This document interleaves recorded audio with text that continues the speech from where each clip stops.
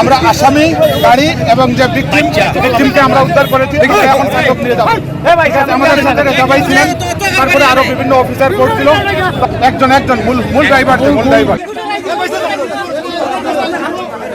আজকে Gobindaganj Dutch-Bangla bank relation টাওয়ারের নিচে আমরা ড্রাইভারে তাই সাইড কইরা গেছলা ব্যাংকর ঠেকা আনাত। আর আমার বোন, আমার ছোটো বোন 4-5 বছর বয়স, হালিমা নুসরাত উর্মিলা ব্রিজ একাডেমিত পড়ে নার্সারিত। তাইরে গাড়িত পার্কিংও থইয়া গেছলা, গাড়ির সাবিল লাগাইল রইছিল। তাই ব্যাংকও গেছলা ডাচবাংলা ব্যাংকর ঠেকা তোলার লাগি। ঠেকা তোলাত গেছেন 5 মিনিটের ভিতরে তাই ঠেকা তুললা নিচে ইয়া দেখেন গাড়িও নাই, আমার বইনও নাই। এখন আমরা পরে তুকাইতে সিলেট আইয়া সব মুখাই দিয়ে আমরা গাড়ি মোটরসাইকেল দিয়ে আমরা আত্মীয় স্বজন যারা আছিল সবর লগে ফোন দিয়ে আমরা মাইত্যা সবরে হইয়া যোগাযোগ করছি। যোগাযোগ করার পরে সব তথ্য পাইয়া আমরা ওখানে আইয়া আমরা নোয়া পাইছি। যারা কাম করছে, যারা কিডন্যাপ করছে, আমি তারা দৃষ্টান্তমূলক শাস্তি দাবি করলাম। আইনানুক ব্যবস্থা যতটুকু করা লাগে আমি তারার আইনানুক ব্যবস্থা দাবি করি। সবর কাছে আমার একটাও চাওয়া, যারা কাম করছে আমি সবর দৃষ্টান্তমূলক শাস্তি চাই। আইনের কাছে আমি একটাও চাইলাম। এখানে ব্যাংকে গেছি আমি মাত্র 5 মিনিট কি 10 মিনিট। গাড়িটা এসি সাইডা গেছি রোদের দিন, বাচ্চা মাসুম বাচ্চা গাড়ির এলাকি এসি সারা আছে গাড়ি তো আজি ইলাকান জানো আর আমার লাগান কেউ ও রাখিয়া বাচ্চা রেখে আর আর কষ্ট করে পরেশানিত পড়ে না জানো। আমি আমার বাড়িতে আমার গাড়ি দিয়ে আমার ড্রাইভারে পাঠাইছিলাম ব্যাংকে।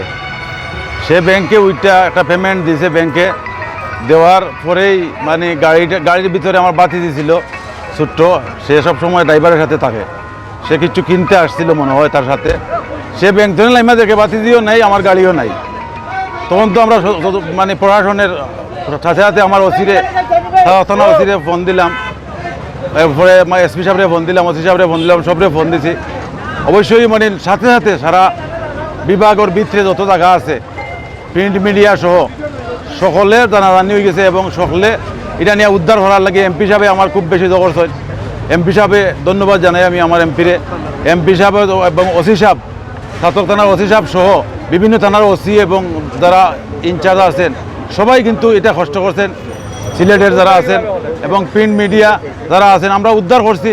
আমরা এটা জোর মাধ্যমে গাড়িয়ে পাইছি, আমরা ওখানে মানে অনেক খোঁজাখুঁজি করছি। আমরা খোঁজাখুঁজি করার পরে আমরা এই যে রূপালী অ্যালুমিনিয়াম অ্যান্ড ফ্যান্সি স্টোর ওটার দিকে আমাদের গাড়ি এখানে মানে রাখা। তখন দেখলাম আমাদের গাড়ি রাখা ভিতরে লাগাইল, তখন কিছু আমরা দেখলাম যে আমার বাচ্চাটা নাই। তখন আমরা অন্য মিডিয়া মঞ্চের মাধ্যমে মানে কোনো একজনের মাধ্যমে খবর পাইলাম যে এই অবস্থা বা এই একজন মানুষ আছে ওখানে দেখা গেছে এরা চিনে। তখন উনি একটা ইনফরমেশন দেওয়ার পরে যোগাযোগ করলাম, তখন বাচ্চা তারা দিতে রাজি হয়েছে, যে বাচ্চা আইনা দিতে রাজি হয়েছে। এরপরে এখন গেলাম আমরা প্রশাসন সহ গিয়া উদ্ধার করে নিয়ে আইছি আমরা। যে গুটাটিকর ভিতরে একটা বাড়ি খুব জঙ্গলের মাঝে সে শুনতেছি তার মায় বলছে সে মেন্টাল, সে ড্রাইভারি করতো আগে, এখন একটু ওই যে লকডাউনের পর থেকে তার গাড়ি চাকরি বাকরি নাই, সে মেন্টাল অবস্থায়। এইটাই তার মায় বলছে যে মানে আমি দেখছি তার অবস্থা মেন্টালের মতো, আমি যে দেখছি মেন্টাল অবস্থায় দেখছি। আর তারা যখন উদ্ধার করা হয় তারা দরিয়া, কিন্তু এত সুস্থ মানুষের উদ্ধার করা হয়। বিশাল একটি এরিয়া, প্রশাসনের জন্য নজরদারি আরো বাড়ানো হয়। সেখানে আমি সিসিটিভি ক্যামেরা আওতাভুক্ত করে দিয়েছিলাম, কিন্তু আমাদের এই গোবিন্দগঞ্জে এই ইভিশনের কারণে সেই সিসি ক্যামেরাগুলো খোলা হয়েছিল। না হয় আজকে এই ঘটনা আমরা এত দূর আগিয়ে যেত না।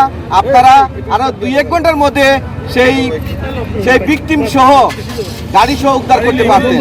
তা আমি আশা করব যে আমরা ইউনিয়ন পরিষদের পক্ষ থেকে যে সিসি ক্যামেরাটুকু আমাদের প্রশাসনকে দিয়েছিলাম সেটা যেন আরবার পূর্ণ বৃদ্ধি হয়।